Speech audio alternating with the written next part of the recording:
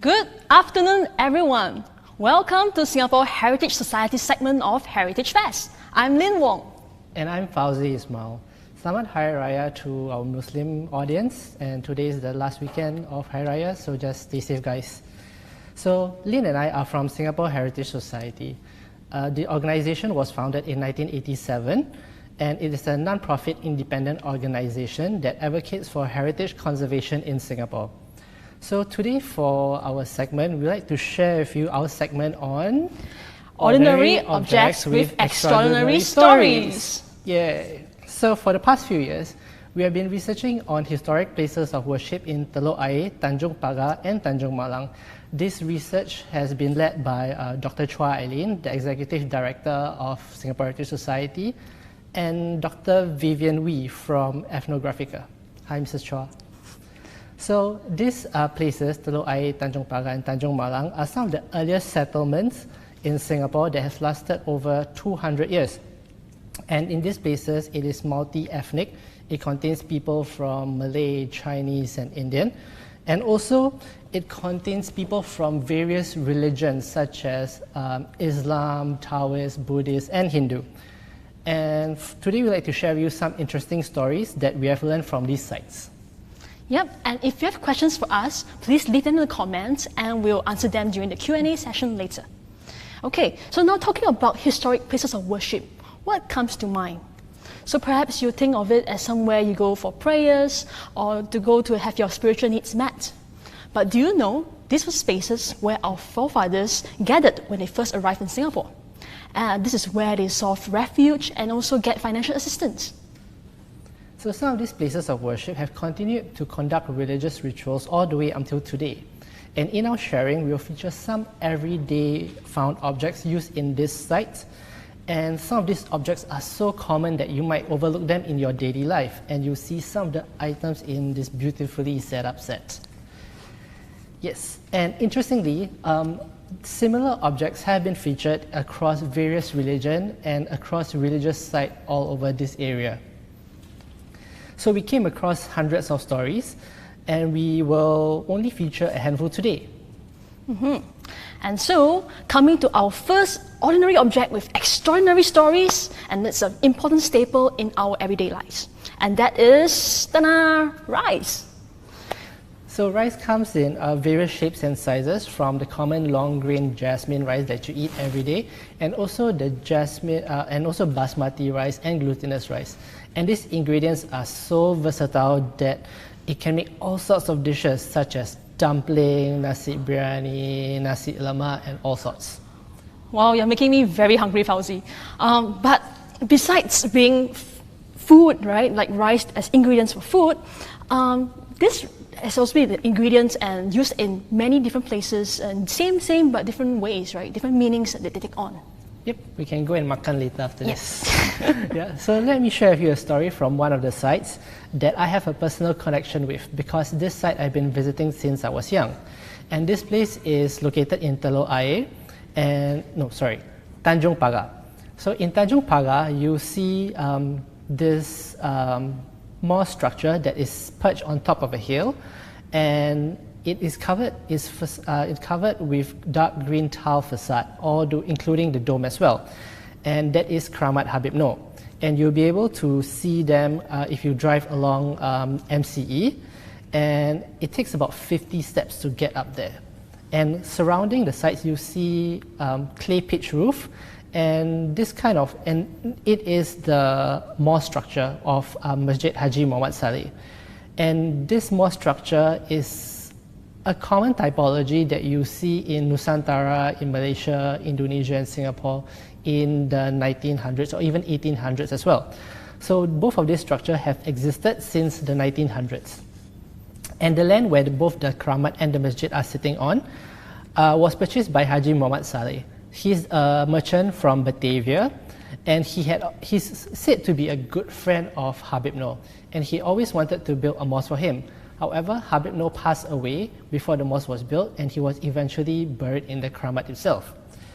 And this particular Kramat is an important Muslim shrine that is frequently visited by the locals as well as people from Indonesia and Malaysia as well. Because they have heard of miracle stories of Habib Noor himself. And then coming back to our object of rice, how is the sites related to rice? So when visitors visit the Keramat, they will bring food. They will bring rice dishes. So some of the popular rice items that people bring are pulut kuning and nasi biryani, some very simple dishes. And people would come down for various reasons, such as they would like to seek relief from their life, they are asking for supplication, or they would like to do something good. And so are these used as offerings? Oh no, Lynn, they are not used for offerings. The dishes will be given to the caretaker. Like for example, if you bring a bunch of bananas, he'll take some and then he'll give the remaining to you, or he could take everything and give it to the poor, or he might even give to another visitor to the Keramat. So when you're requesting for something good in your life, it's always good to start that act with an act of charity. And I see you have a lot of different items here. Could you share, is this particular rice dishes being used? Why? So the rice dishes that you see here, they are chosen based on what we can afford or what we could make. And when I was visiting when I was younger, my parents would bring this pulut kuning you see here, and they'll put in some eggs. So my mother say it's because it's much easier than bringing, let's say, nasi padang to make a lot of other dishes as well to accompany the rice. So usually we'll bring very simple dishes. So my family, when we visit the Keramat, is because I've hit an important milestone in my life, such as starting school, birthday, and for some other people, they might be finding girlfriend there. So when I was younger, I remember that there was a huge flock of pigeon that was sitting outside of the Keramat, and I would feed it rice or green bean that I brought from home. And is there a special significance of pigeons? So these pigeons, or rather birds, are often found in places of special interest in Islam because they are considered revered animals. So we believe that it's the descendants of those birds that have been featured in the Quran, and also those birds or pigeons that have protected the Prophet from his enemies. So Lynn, would you like to share something from the site that you have researched on? Yes, of course. So about rice, it reminds me of a place which I consider my second home, and that is Gong Zhao Wei Gun. So this is where I've been training traditional martial arts for the past 16 years. And with some photos here where I performed, I think the first 3 years, I think it was when I was 14 years old, I performed the sword. And also this photo was a group photo we took when we were back in China, the Wong Fei Hong sort of ancestral hall. And that's where we performed and do some kind of cultural exchanges. And Gong Zhao Wei Gun, it was founded in 1840. And so if you do your math, this year we are 180 years old. Yeah, happy birthday! Yep, and Gong Zhao Wei Gun, like many clan associations, they first started out as a temple. So it was for our forefathers who came from the Guangdong region called Xinhui. And this is where they will first give thanks when they first arrived in Singapore. And slowly, it took on important functions such as helping the clansmen to find jobs, lodging, and also help make afterlife arrangements when a clansman passes on. So why is rice special to Kong Chao's history, Lynn? So I'd like to share 3 stories. So the first story is related to our early forefathers, this group of people called the 7 Piney entrepreneurs, or what we call the Cat Ga Tao. So they were the Zhu and Luo families, and they were from Xinhui, and they had many shops in Singapore selling sundries, and one of the important products is rice. Yep. And then, fun fact, do you know that Tongzhai Medical Institution, or Tongji Yuan, that was founded by the 7 Piney entrepreneurs. And till today, they continue to provide free medical treatment for anyone in need, regardless of race or religion. So can I go to Tongzhai Medical Institution for treatment, Lynn? Of course, Fauzi. And this leads me to the second story, which is about the World War II period. So if you lived during the war, and if you come to our clan association, you'll see this guy called Dr. Luo Chengde. He's the Western trained doctor, and he was also our clan president then. So you know, during those times, there was a lack of accessibility to medical services. And so Dr. Luo Chengde transformed the clan into a red swastika hospital, and he personally attended to them. So besides providing them with free medical treatment, you will also get a bowl of porridge that is served twice daily. So you can imagine how precious and heartwarming such a bowl of porridge would mean to the people back then. And talking about porridge, it leads me to my third story. So Fauzi, if someone asks, 你有冇食過椰粥? Which is a Cantonese phrase asking, have you eaten porridge late in the night? This is actually a question asking, have you practiced martial arts before? Okay, this saying came about because in the past, martial artists were trained late into the night, and the Shimu, whom we address as the wife of the Kung Fu master, she would prepare porridge for the disciples after their training. And that's how the saying came about. Yep. Thank you for sharing, Lynn. Now we are halfway through the program and we hope you have been enjoying yourself. So if our stories have interested you and you'd like to find out more, please leave a question during when we address them in the Q&A later. Yep. And now coming to our second ordinary object with extraordinary stories, it is something everyone has with you. And guess what? That's hair. So talking about hair, the Chinese, we like to poeticize hair as 3000烦恼丝, or the 3000 strands of mortal woes. And so for me personally, I like to go and cut my hair when I like to have a change in mental state. But I do understand that some people see hair as something sacred and not to be cut. And some might even involve them in important rites such as the coming of age. You know, Lynn, the first time that I ever got my hair cut when I was just a few months old, and it was also around the same time I visit Keramat Habib Noor. So it was right after I had my Talaq. It is a special ritual that we will shave the head of a newborn baby, and then the weight of the hair is donated in gold to charity of your choice. Wow. And why do Muslims perform the Talaq? So the Talaq was advised by the Prophet in a hadith that says, hadith is a practices that he used to do in his life, or he encouraged us to do. So he said to his daughter Fatima during the birth of his grandson. So he said, "O Fatima, shave his head and give the weight of his hair in silver as charity." So not every family have to conduct Talaq. It's based whether you want to or you can afford it. It really depends on each family. Mm-hmm. And is this the sites that you shared? Are these the only places you get to perform Talaq? And also elaborate more about the rituals? Yes, that's a great question, Lynn. So many mosques in Teluk Air or Tanjung Pagang, they conduct the ritual of Talaq. And also a lot of other mosques around Singapore conduct this ritual as well. So head over to your nearest mosque to find out more. So I cannot speak specifically about all the Talaq that is done in Singapore, but for mine, what my parents did is that firstly, they would invite their friends, family members and mosque goers to come by for the ritual. And then during the ritual itself, there will be some readings as well as some there will be some reading of the Quran and all that. And then secondly, my father would carry me to each guest, and then each guest will be given the scissors, and then they will take some of my hair, and then after that, once they've cut my hair, and then they'll place in the coconut, because you don't want the hair to be flying around.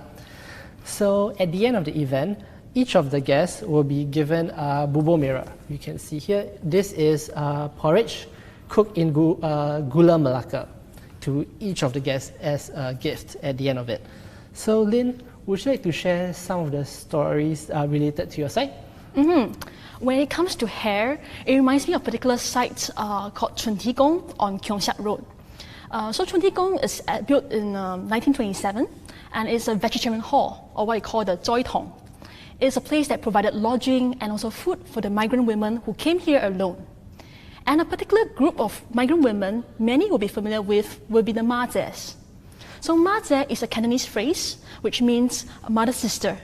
And a lot of these Ma Zes come from a region in Guangdong called Sun Ta. And they'll come to Singapore to work mainly as domestic helpers. And you usually see them in their white samfu, the black pants, and also their bun-up hair. Yes, I've seen them on TV before. How is Chun Ti Gong related to Ma Zes and hair? Uh-huh. So in Chuntikong, you will see a statue of the Chunti Bodhisattva, or the goddess of mercy. So in this Chuntikong, the Mazes will perform a particular ritual called the Saw Hay ritual, and it is the hair combing ceremony. So during this Saw Hay ritual, the Maze will kneel before this Guan Yin statue in Chuntikong, and then someone will be reciting words of blessings and also the renouncement of marriage. So let me do a little demonstration of what the phrases sound like. Yat so fuk, the first comb for blessings. Yi so sao, the second comb for longevity. Sam so peng on, the third comb for peace. Sei so jing sam, the fourth comb for serenity. So ji joy, the fifth comb for freedom. Luk so gam lan jie mui xiong oi, the sixth comb for sisterly bonds. Chat so dai gat dai lei, the seventh comb for good fortune. Bat so mo nan mo joy, the eighth comb for good luck. And then the hair will be bunned up, and that will become iconic features of the mate. Thank you for sharing, Lynn, about Chuntikong and Majes. So that's all for our sharing today. While we wait for your questions and comments, I'd like to say that it has been a privilege to work on this project and interacting with the stakeholders. So these places are some of the places that I've been visiting and playing when I was younger. And to come back as an adult, it makes me appreciate the heritage more, because it also somehow tied into my family history as well. And reminded me that Singapore is so rich with history and culture. What about you, Lynn? Well, for me, I've been going to Gongzhou Weigun very frequently, and it's in Chinatown with so many historic places of worship that I pass by so often, but I do not really know much about them until I do this research. So I'm glad for this opportunity for me to interview stakeholders, speak to them and understand their unique needs and challenges. And I guess this is very much the core of our research, which is to understand and see these historic places of worship, not just as buildings, but as spaces for communities that have been there for generations. Yep. And is this the Q&A session now that we have? Yes. Okay. So I think we have lots of questions coming in for us. The first question, it's Barry, and it's for me. Do you have to be the same clan to join the Hui Guan? And how can I join my clan's Hui Guan? Okay. So I have to answer this question in two parts. Okay, so first, generally, there are two kinds of clans that you can join. One is the kinship-based clan, and one is the locality-based clan. So just now when I was sharing that was Gongzhou Weigun, that is a locality-based clan. In the past, this will be restricted to only a particular region. But now it has loosened up and has an open door policy. So I also have friends who are also of other ethnic groups. So you can join Gongzhou as well. And then for the kinship-based clans, it depends on your family name.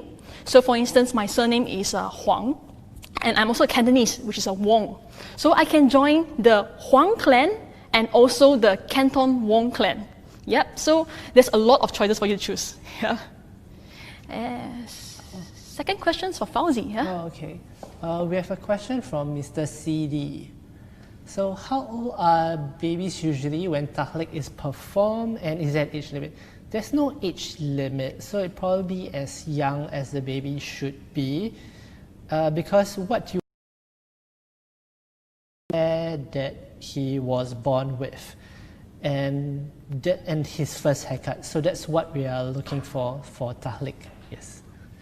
Okay, we have another question. That is a SC, right? SC is a question for me. Does Gongzhou Weigun continue to provide to support new migrants hailing from Gongzhou today? Of course, yes. So the very mission of Gongzhou Weigun is to serve its clan members, but of course, now we also open up and we have students coming from different backgrounds as well, and need not be Cantonese or from Gongzhou. Yep. Fauzi, you have another one. Okay, there's a question from Nat. He asks, what's the difference between a mosque and a keramat? So a mosque is a place of worship in Islam where you pray and read your Quran and do other rituals. So as for Keramat, is where you find the grave mausoleum or a shrine of a holy person. Usually it's just to remind us of his good life that he's had. Yes, hope that's answered your question. And next.